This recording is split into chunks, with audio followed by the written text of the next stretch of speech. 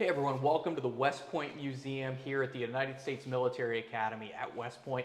I'm Kris White with the American Battlefield Trust. We have Garry Adelman behind the camera, and we have Aaron Rowland here with the West Point Museum. And Aaron has done something very special for us. He has legitimately opened the case for us. So we're going to take a look inside the case. We're going to take a look at some artifacts we've actually had Aaron pull outside of the case. But before we check out those very special artifacts, I want you to check out the subscribe button here on YouTube.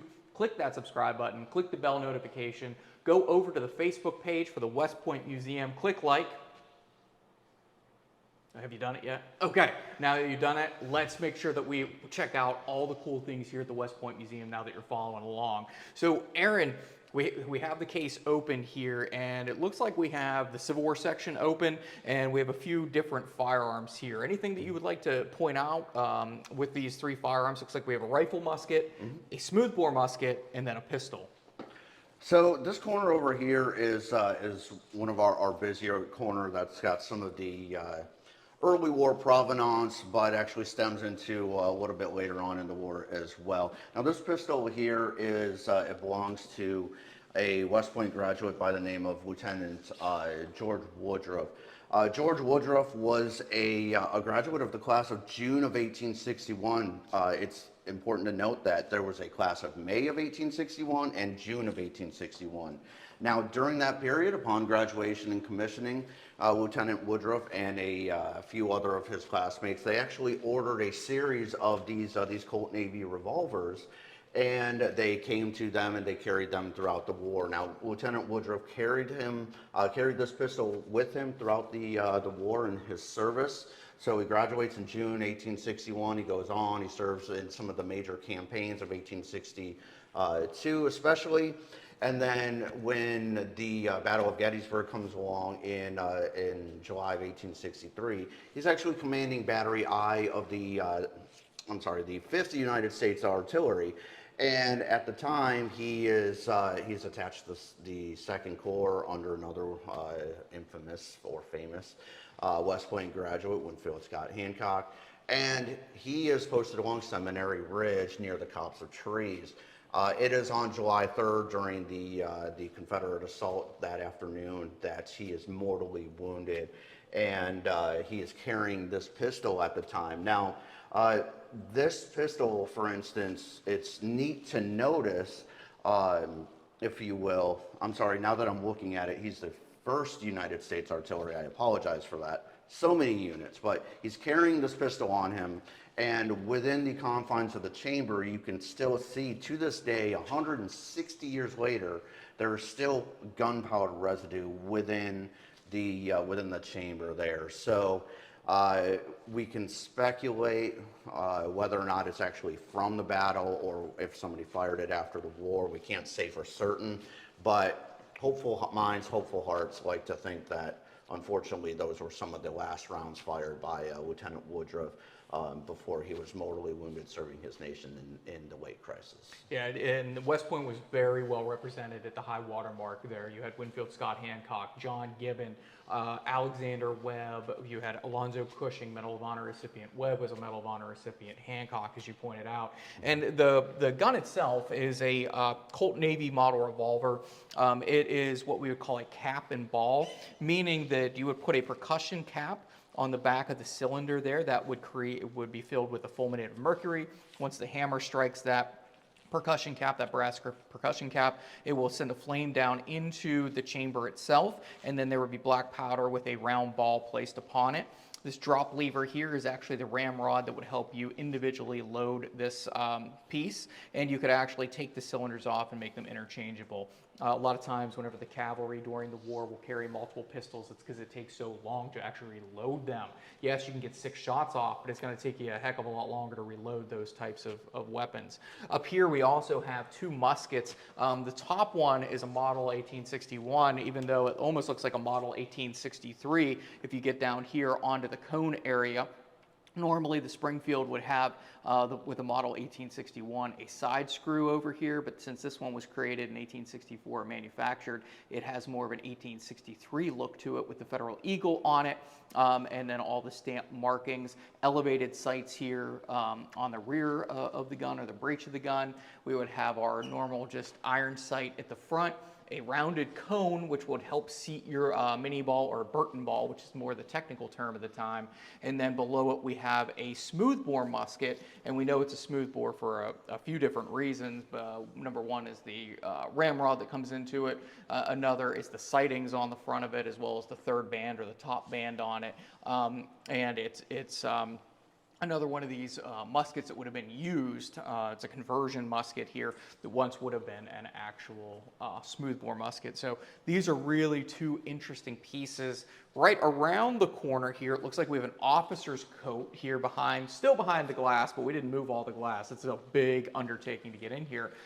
Whose officer coat is this, Aaron? Well, you might have heard the name before, but this actually belonged to Governor K. Warren. Now, this is his Major General's frock coat. You can tell by the set of three buttons. Unfortunately, we're missing his shoulder straps, his rank insignia that would have gone on his shoulders there. Now, he was promoted to Major General in late 1863. Of course, as many of your viewers know, he temporarily commands the Second Corps when Winfield Scott Hancock is out on, he's furloughed because he's been wounded during Pickett's charge.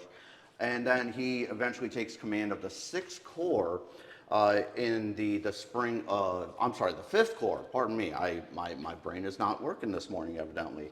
The Fifth Corps, which he will command more or less for the rest of the war. Now, he commands the Fifth Corps throughout the Overland Campaign, the Richmond-Petersburg Campaign. Now, he is wearing this coat, at least to the best of our understanding and knowledge. He's wearing this coat during the Battle of Five Forks on April 1st of 1865, when he is relieved of command by General Philip Sheridan by order of General of the Army's Ulysses S. Grant. Unfortunately for General Warren, he does eventually resign his Major General's commission. He reverts back to his pre-war temporary Army rank as a permanent Army rank as a major, where he serves in the engineers for another nearly 20 years before he does retire, and then eventually he passes away. Unfortunately, during that time period for Major General Warren, he does request courts of inquiry into his being relieved from command, but he ultimately to success, but unfortunately the findings are not published until after his death. So this coat did belong to him. We do have a photograph of him after the war wearing this coat and some red trousers nearby, and I believe it's Cold Spring. So there is an existing photo of him wearing this even after the war. So we do know that he wore this on many, many occasions. So it's a really neat piece, and we're very happy to have it. Yeah, Warren's a West Point graduate of the class of 1850. He comes back here and teaches. He takes advanced studies, as we would call it today, under Dennis Hart Mahan. He's a big proponent of fortifications and things during the war. He becomes the chief topographical engineer. He grew up 10 miles upriver here on the Hudson. But one of the reasons that he is not buried in this uniform is what happened at Five Forks on April 1st, 1865. Phil Sheridan, another West Point graduate, class of 54, he is going to relieve Warren of command. Warren, for the rest of his life, will fight. He stays in the Army only so that he can get this court of inquiry, which turns into a who's who in the 1880s of the former Confederate Army, as well as the former Army of the Potomac. Even Ulysses S. Grant is called to try to testify there. And before in 1882, when Warren dies, he is going to tell his wife, Emily, do not bury me in my uniform, bury me in a plain black suit. I die a disgraced soldier. So that is the reason why, one of the reasons why this uniform's here at West Point. But we also have another artifact or two tied to Gouverneur Kimball Warren, that hero of Little Round Top. Aaron, let's take a walk, and we are really behind the glass now. We're not even having any glass near us. We've had Aaron pull off a few things for us, and as we maneuver around here, Aaron, what do we have here? So these are, as we know, I would say Gary's favorite pieces here. We have the field officer's sword and scabbard that belonged to then Colonel Gouverneur K. Warren, and then we have his colonel's kepi from the 5th New York Dury's Zouave Regiment, and he wore this kepi while commanding not only the 5th New York but also his small brigade during the Second Battle of Manassas Bull Run in August of 1862. So we do know that Warren carried the sword and wore this kepi while in command of that brigade during the terrible battle that was Second Manassas. So he's actually not commanding the 5th New York and that brigade for a whole lot longer, because he does get promoted in February of 1863, where he continues his climb to the ladder of the chain of command there. Yeah, Warren's a rising star in the Army of the Potomac up until basically the Overland Campaign. He becomes the lieutenant colonel of the Zouaves, who quickly becomes its colonel. As Aaron pointed out, he will command the 5th and the 10th New York at the Battle of Second Manassas, and then he becomes a chief topographical engineer, and that's probably how most people know of him. In February of 1863, and he ran his entire department for $1,500. That was his budget, and he thought he was asking for too much money. But this sword here, Aaron, this is in beautiful shape. It's very well balanced. We are missing a little piece of leather that would have been at the hilt of the sword, and that piece of leather, you can still see the ghost mark of it on this, on the hilt of the sword. And this is the hilt here that protects your hands from something sliding down onto you, like another sword if you're actually in a sword battle, which always begs the question, like, how do Jedis don't always have their hands cut off in battle, because most of them don't have hilts on their sabers. Different movie for a different time. But as we look at it, it's in great shape, but that piece of leather is missing, and that piece of leather would actually sit on top of the scabbard. And there's looks like a piece of the top brassing of the scabbard is missing as well, but that would make it so it doesn't rub up against and damage the sword. It'll also make it stop rattling a little bit. But this is an Ames Company sword and scabbard. You can see the hangers are still in fantastic shape. The stamping of the Ames Company, I'm going to flip this around for you, Gary, is still on the top of the scabbard there. This is a metallic scabbard, so it's fairly well protected until you get down to the tip of the scabbard, which you can see has been worn through. So this thing had to have been drug along a great deal of time, because the way the hangers are working, you can actually wrap up the sword so it straps your body a little bit more, but it clearly, the way it hung off of his sword belt, off of his left-hand side, it would have drug across the ground. And as it drug, it perfectly chops it off and even wears through to where almost the tip of the sword is completely exposed. So this is telling the story of a very well-used sword. You know, we talk about Stonewall Jackson at Cedar Mountain, whose portrait's just over my right shoulder, West Point graduate of the class of '46. He can't even get his sword out of its scabbard at Cedar Mountain. Here is Warren wearing his sword so much that it's almost wearing through. The hat, the red hat with the Austrian braiding on it, is a French-style kepi, beautifully preserved here by the West Point Museum. And the leather itself on the bill is only slightly cracked a little bit. I mean, this thing is in just fantastic shape, and its conservation has been really well done. Aaron, anything else you'd like to add about these pieces that I may have overlooked? We have the shark-skinned handle here, wrapped with the gold braiding, engraving. Anything you'd like to? Well, I'd just like to add that Warren, when it comes to both his command style, but also just his general smarts, his brain smarts, he actually kept a lot of these items in meticulous condition and preserved them both during the war as well as after the war, which is why these items are so beautifully preserved. In fact, you might never know that he wore this kepi for so long, Unless you flip it over and you look on the inside, you can see the obvious wear and tear from taking it off, put it back on, et cetera, and so forth. And really, as a testament to his brilliance and his ingenuity, he was only 16 years old when he was appointed to West Point, and he graduated with the class of 1850 at 20 years old. I mean, that's the things I was doing at 20 years old can't even compare to that. So, because of that, he really helps us not only with our record keeping and our knowledge and understanding of the war, but we have some great artifacts as a testament to that man's brilliance. And he writes up a storm to his fiancee, then his wife, who he gets married to in the midst of the Gettysburg campaign on the way north, Emily Welsh. They get married on the way north, and we have just letter after letter. They kept everything.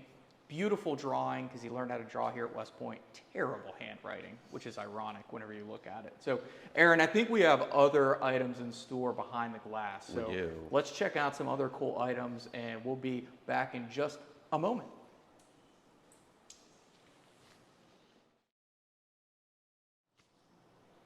All right, here we are. We're still at the West Point Museum, and Aaron continues to break things out from behind the glass. What do you have for us now, Aaron?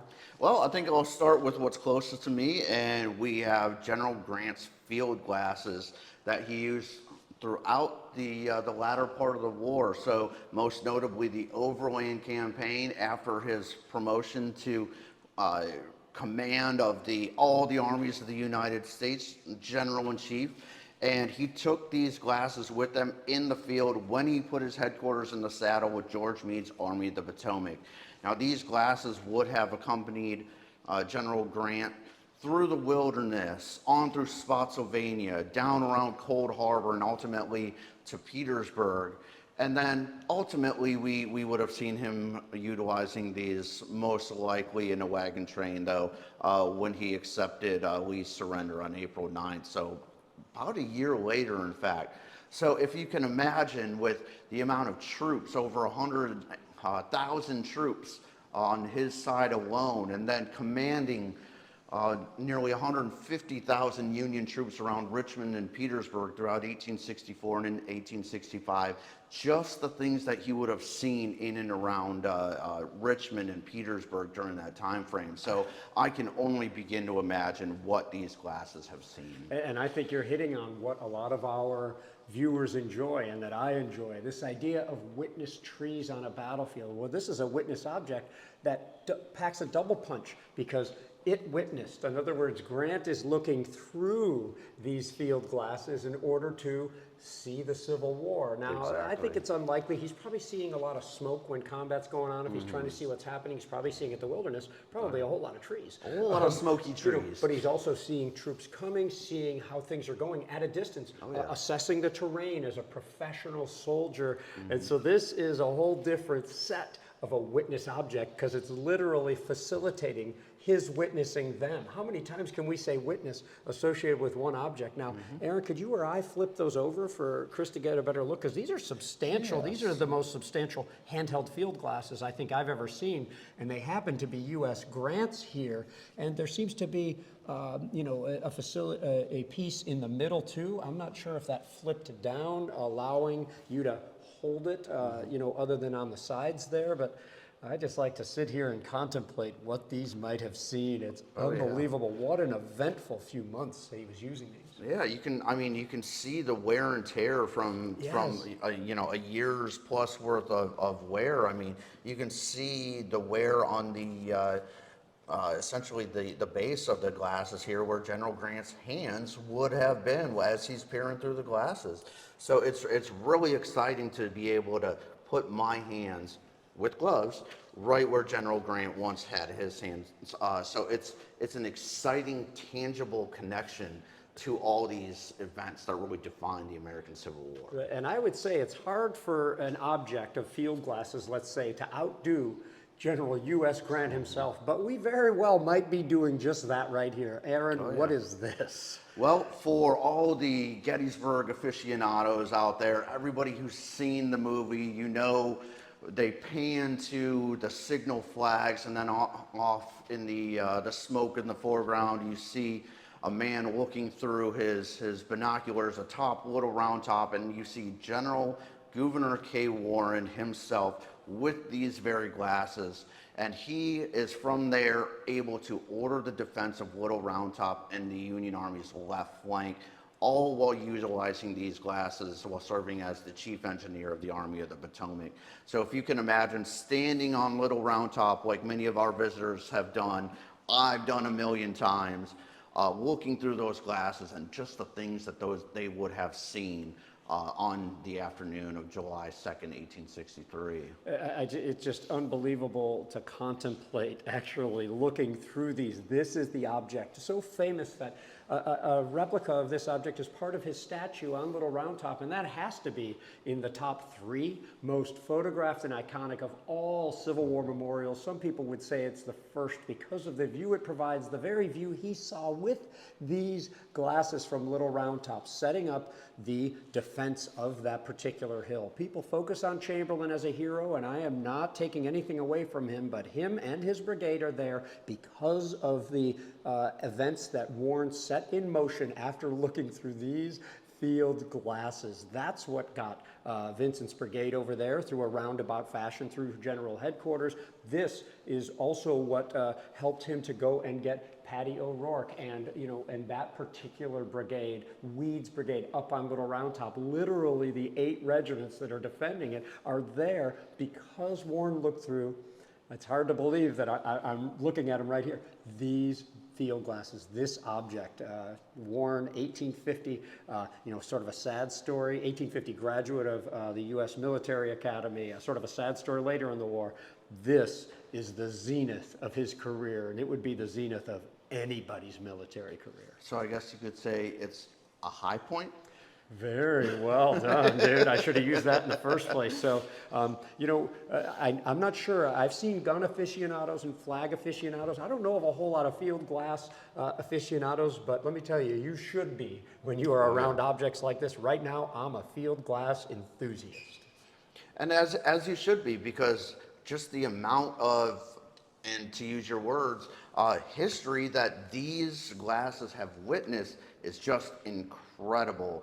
And to have them here at the West Point Museum is one of the most exciting pieces that we have, in my opinion, being a Civil War guy, despite all the amazing things that we have in our collection. I'll just say that I got down low enough. The lip of this is a little in the way, but I sort of just looked through them, which is a little unbelievable. I confess that people like us, like Kris behind the camera, we get to do some cool stuff. Oh yeah. This stands out. And I know you have more for us, so anything else to add before we move on to more cool, incredible stuff? No, I'm excited to share more history with you. All right, let's do it.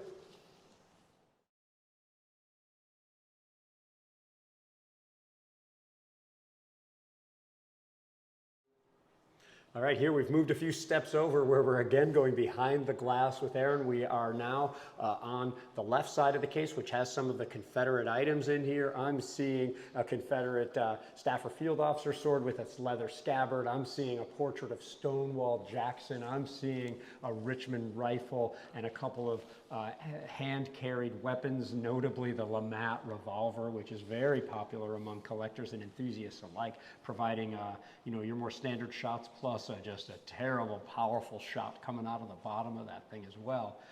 Kris is standing right next to an item we'd like to focus on here because you rarely get to go up close with actual Confederate uniforms. So let's bring Aaron back on here. Whose coat is this? Tell us about the coat. All right, so this coat actually belongs to, later General Thomas Rosser. Now, Thomas Rosser of the Confederate Army is actually ex-West Point class of 1861. So he is attending almost graduation, and just a few short weeks before he gets to graduation, his home state secedes, Texas, and he goes right with it, resigns his commission, his appointment to West Point, and he goes and offers his services to the Confederate Army. Now, the coat that we're looking at here is actually, and for our uniform aficionados here, you'll notice that there's some really neat tidbits to this coat. Now, the coat itself is a Confederate field officer's coat that a colonel of cavalry would have worn. You can tell so by the double row of buttons and just one solid line there. But what you'll notice is on the sleeve as well as on the collar are some general officer additions.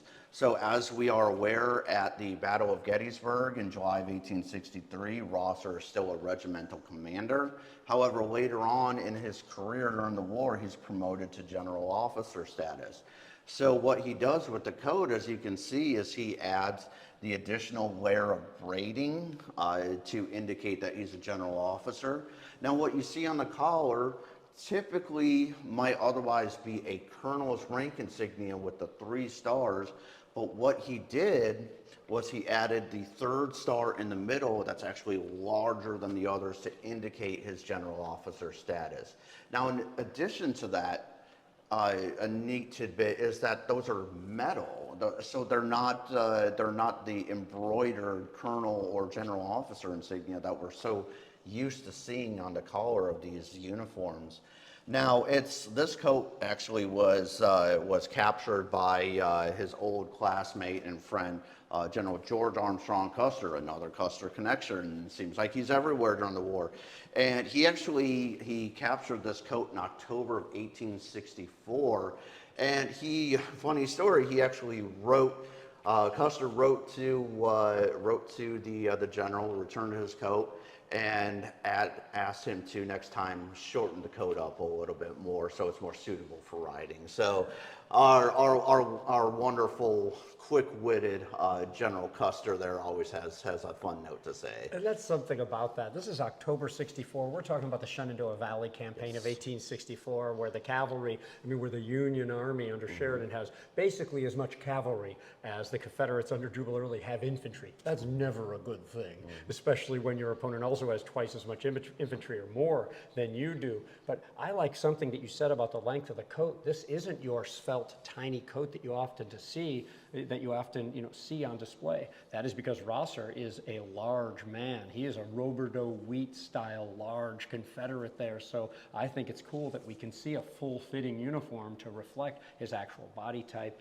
Kris was talking earlier about some of his yellow piping designating the cavalry here. And I think that what you were saying about the ranks, Aaron, just says everything, north and south, how these things are happening, these promotions are happening in the field. Do you think that either side was just carrying extra straps and boards and stars everywhere around, and that people had access to them? A lot of the men took it upon themselves to reflect their new rank. And when you look at Civil War photos, you see big stars, little stars, different stripes, and different ways of designating, sometimes stars on a shoulder without even boards or straps or anything. And then you've got the epaulets among some people. So it's a fascinating study that never seems to end.